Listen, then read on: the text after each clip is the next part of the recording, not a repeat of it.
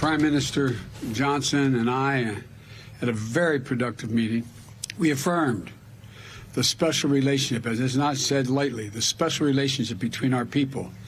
And we renewed our commitment to defending the enduring democratic values that both our nations share, that are the strong foundation of our partnership.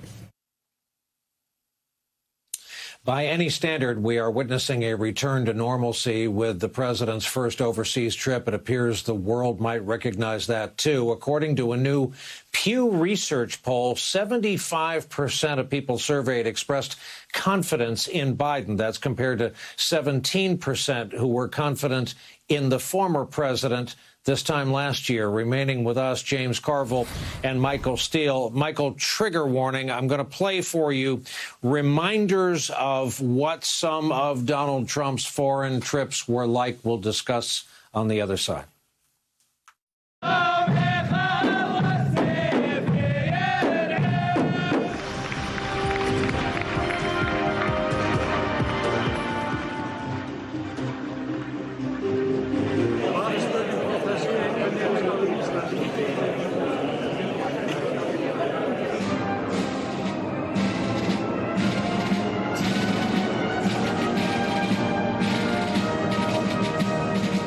It's just an honor to be with you, and it was an honor that you asked me to step over that line, and I was proud to step over the line. They said they think it's Russia.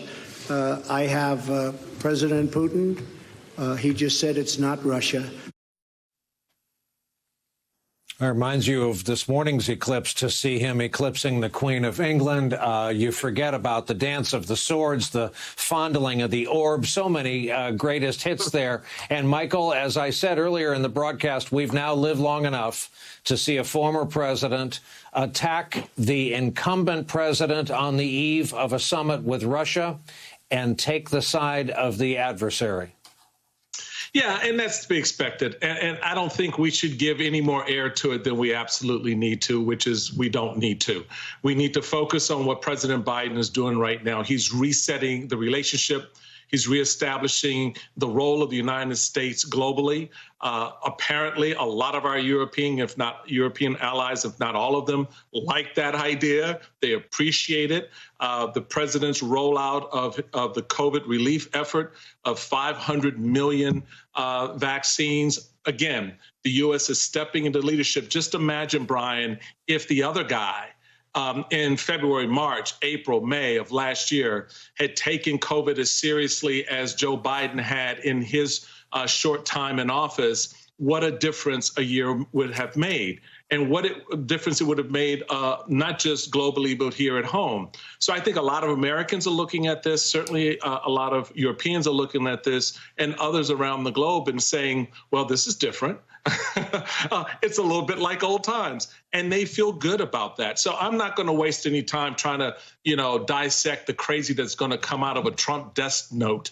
The reality of it is he's old news, he's bad news, and we need to focus on moving forward with what the Biden administration is trying to do to reset our relationships globally. James, let's take the other side of that, and that is the whiplash our adversaries and allies have witnessed. Think of it. They saw us go from Obama to Trump. So when Joe Biden shows up and says we're back, you could understand, could you not, if there were doubts in the ranks that we're fully back the way he intends? Well, I understand that. This is something I can speak a little authority on. I've worked as a political consultant in 22 different countries, from Asia to the Middle East to Europe to Latin America to anywhere else. And I can tell you people want to like America. And I saw that poll and it went from 17 to 75%. I mean, people around the world, a lot of people, ugly America, and you hear a lot of that stuff. But generally, my experience around the world is people want to like us. I think they were befuddled by the Trump administration. They couldn't understand it. And I think now they have some sanity in there, that they're excited about it. And I'm glad to see the vice president changing the Atlantic Charter, which is the only thing on earth that's older than I am. So it's a good idea to changing that. But I think Governor Steele's a well-traveled person, and I know you are, and people want to like America. They just do. It's an instinct they have, and I think the world is as relieved as 55% of people in the United States that we're not still going through this ordeal we went through. To our guests, James Carville, Michael Steele. Can't thank you enough, gentlemen. It's why we keep doing exactly this. Appreciate you coming on. Back to the basketball game for you, James. I know I'm going to get all right, I like it. I like it. He's got it right behind him. He's always got a Hopkins hat right behind him.